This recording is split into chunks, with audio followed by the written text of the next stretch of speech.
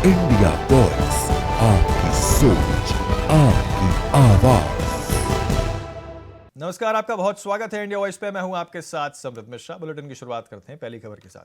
आपको बता दें, मेरठ के कपसांड गांव में दलित बेटी के अपहरण और उसकी मां की हत्या के मामले में 30 घंटे बाद भारी पुलिस बल की मौजूदगी में शव का अंतिम संस्कार कराया गया।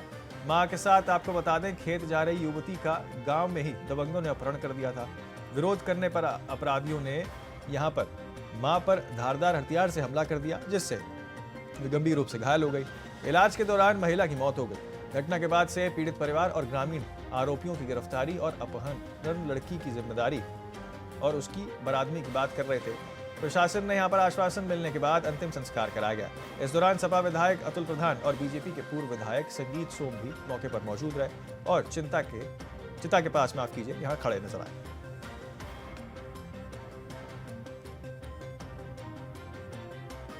तो आपको बता दें कि यहाँ पर जो है भारी पुलिस बल की मौजूदगी में अंतिम संस्कार यहाँ पर किया गया।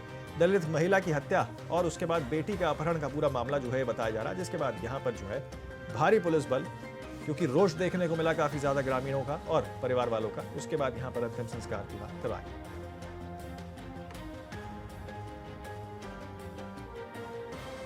तो अधिक जानकारी ले लेते हैं। हमारे साथ हमारे संवाददाता शाहरुख शैफी जो है वो जुड़ चुके हैं मेरठ से फोन लाइन पर। सीधे उनके पास चलते हैं। शाहरुख, देखिए पूरा मामला जो है ये काफी अपने आप में संवेदनशील बन गया है, क्योंकि यहाँ पर जो है हत्या कर दी गई और उसके बाद अभी भी ग्रामीणों का साफ तौर पर कहना है कि देखिए इंसाफ इसमें जो है मिलना चाहिए।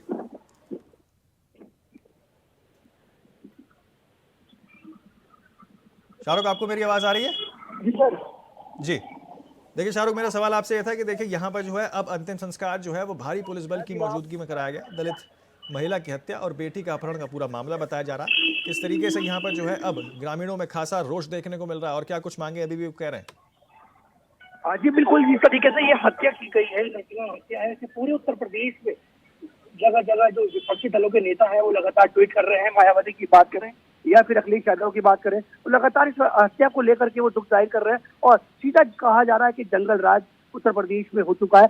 लेकिन ये जो मेरठ में ये बड़ी हत्या का मामला आया है, इसको लेकर के बड़े विपक्षी दलों के नेता भी पहुंच रहे हैं। आज चंद्रशेखर रावण ही मेरठ पहुंच रहे हैं। 12:30 बजे वो मेरठ में जो पीड़ित परिवार है उनसे मिलने पहुंचेंगे। देर रात इसमें जो अंतिम संस्कार कराया गया, पूर्व विधायक संगीत सोम ने उन लोगों को, पीड़ित परिवारों को पहुंच करके समझाया बुझाया और साथ के साथ अतुल प्रधान भी मौजूद रहे। इस बीच में जो उनका अंतिम संस्कार हुआ, हालांकि अतुल प्रधान ने अपने पास से उनकी आर्थिक मदद भी की है। 2 लाख रुपए उनको आर्थिक मदद भी दी है।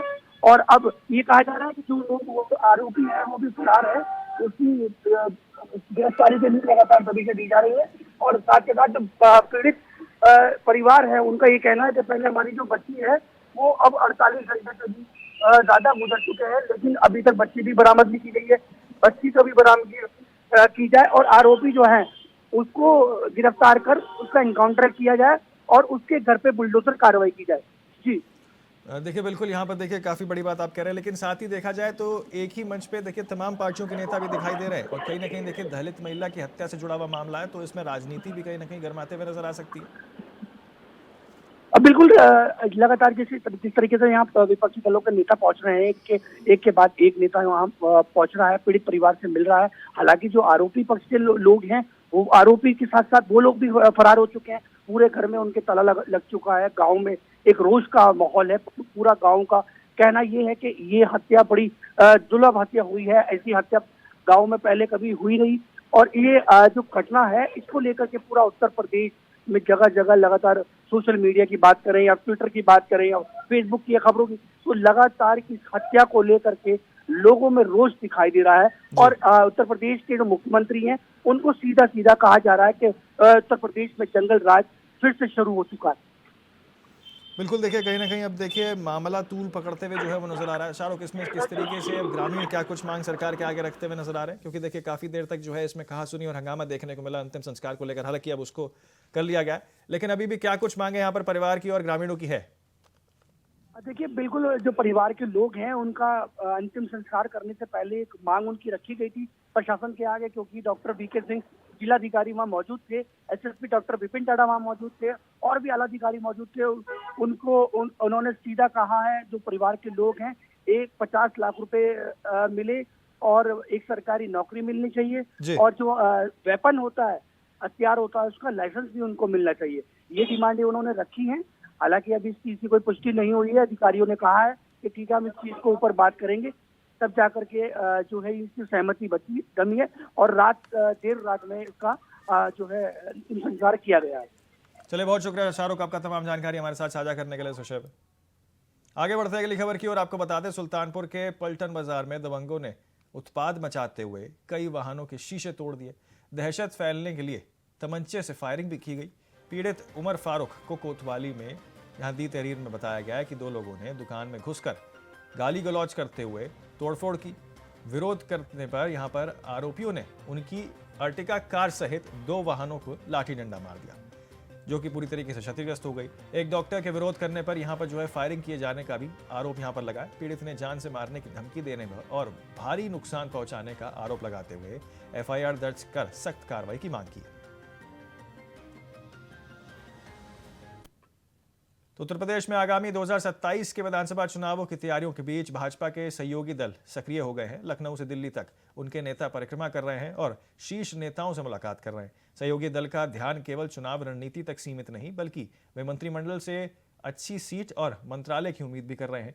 राजनीतिक तरीके से अगर देखा जाए, और जानकार जो है राजनीति के, वो साफ तौर पर कह रहे हैं कि इस दौर में सहयोगी दल की भूमिका अहम होगी। अब ये देखना दिलचस्प होगा कि मंत्रिमंडल विस्तार में किसको कौन सा विभाग मिलता है और गठबंधन में संतुलन कैसे बनता है।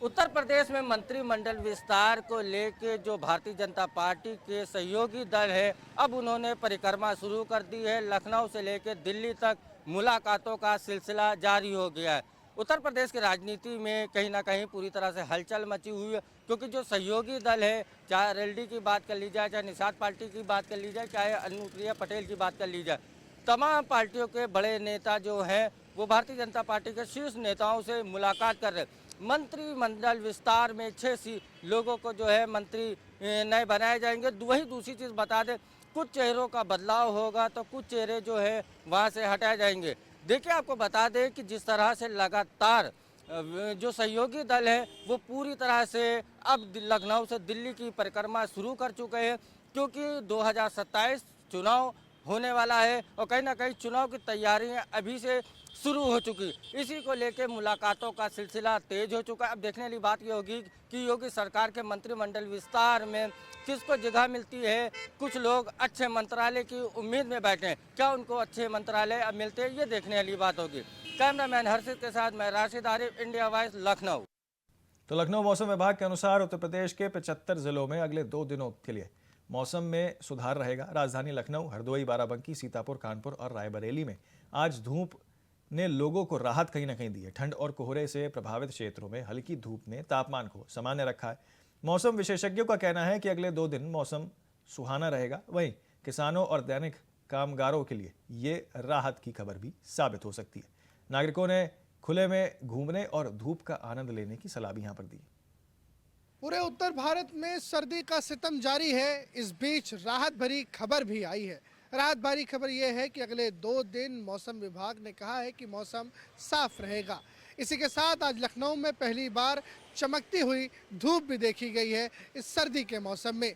बहरहाल लगातार शून्य पारा कहीं ना कहीं कड़कड़ाहट को बढ़ा रहा है। ऐसे में शीतलहर अपना असर दिखा रही है। सूरज की किरणें राहत भरी तो लग रही हैं, पर बेअसर भी साबित हो रही हैं। लेकिन इस बीच अगले 2 दिन के लिए राहत मिलेगी, क्योंकि अगले 2 दिन यानी कि 24 से 48 घंटे का वक्त है जब उत्तर प्रदेश के 75 जनपद ग्रीन जोन में रहने वाले हैं।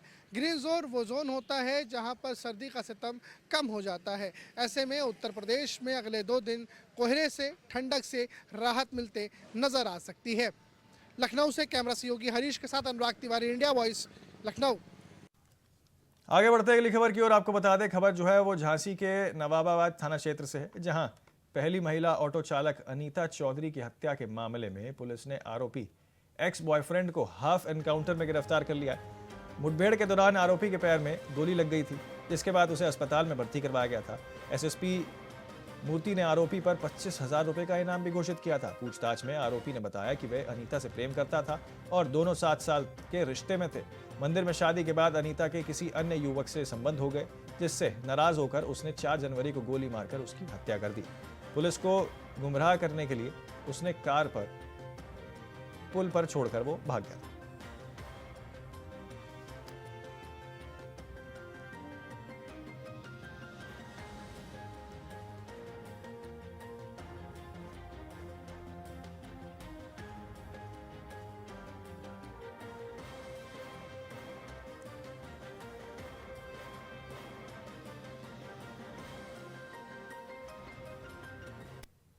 चलिए आपको सीधे लेके चलते हैं जोधपुर, जहां पर महेश्वरी ग्लोबल एक्सपो का आयोजन हो रहा है, जिसमें अंतर्राष्ट्रीय महेश्वरी महाविदेशन का आयोजन हो रहा है। सीएम मजन लाल शर्मा ने इसका उद्घाटन किया। आखिरकार क्या कुछ कह रहे हैं अपने संबोधन में, आपको लेके चलते हैं, सुनाते हैं। जोधपुर के खिलाफ आपने जीरो टॉलरेंस की नीति देश को सुरक्षित बनाया है। साथियों, माहेश्वरी समाज भारत के सबसे प्राचीन और सम्मानित व्यापारी समुदाय में से एक है। महाराजा महेश्वर के नाम पर स्थापित यह समाज देश प्रथम के सिद्धांत को अपनी जीवन में उतार रहा है। राजस्थान की धरती से निकला यह समाज आज पूरे विश्व में फैला है और मैं कह सकता हूं कि देश के यशस्वी प्रधानमंत्री नरेंद्र मोदी जी के नेतृत्व में हमारा देश और हमारा प्रदेश आगे बढ़ रहा है। और मैं धन्यवाद देना चाहता हूं आप सभी को कि पिछली बार हमारा जब राजस्थान हुआ था तो माहेश्वरी समाज का बहुत बड़ा योगदान उसमें था, उसके लिए भी मैं आपको धन्यवाद देता हूं। इसी तरह से पिछले 10 दिसंबर को प्रवासी राजस्थान सम्मेलन हुआ था, उसमें भी माहेश्वरी समाज का बहुत बड़ा योगदान था। आप सभी लोगों ने बढ़ चढ़ के हिस्सा लिया और राजस्थान के विकास के लिए आप सभी आगे आए। आपने राजस्थान के विकास के लिए MOU किए और उस काम को धरातल पर भी उतारने का काम कर रहे हैं। इसके लिए भी मैं आपको बहुत बहुत धन्यवाद देना चाहता हूं। माहेश्वरी समाज की सबसे बड़ी ताकत उनकी एकता, अपनी संस्कृति के प्रति प्रतिबद्धता, समाज की सेवा, यह बहुत बड़ा काम है। मैं आपको पुनः यहाँ पधारने पर बहुत बहुत स्वागत और अभिनंदन करता हूँ। आप सभी को बहुत बहुत अभिनंदन और माननीय गृह मंत्री जी का पुनः स्वागत करते हुए, अभिनंदन करते हुए अपनी वाणी को विराम देता हूँ। बहुत बहुत धन्यवाद। जय हिंद, जय भारत, जय राजस्थान। धन्यवाद आदरणीय सबके लिए, पूरे समाज। तो फिलहाल जो है एक बहुत छोटे से ब्रेक के लिए रुक रहे हैं, आप कहीं ना जाएं, बने रहें सिर्फ इंडिया वॉइस पर।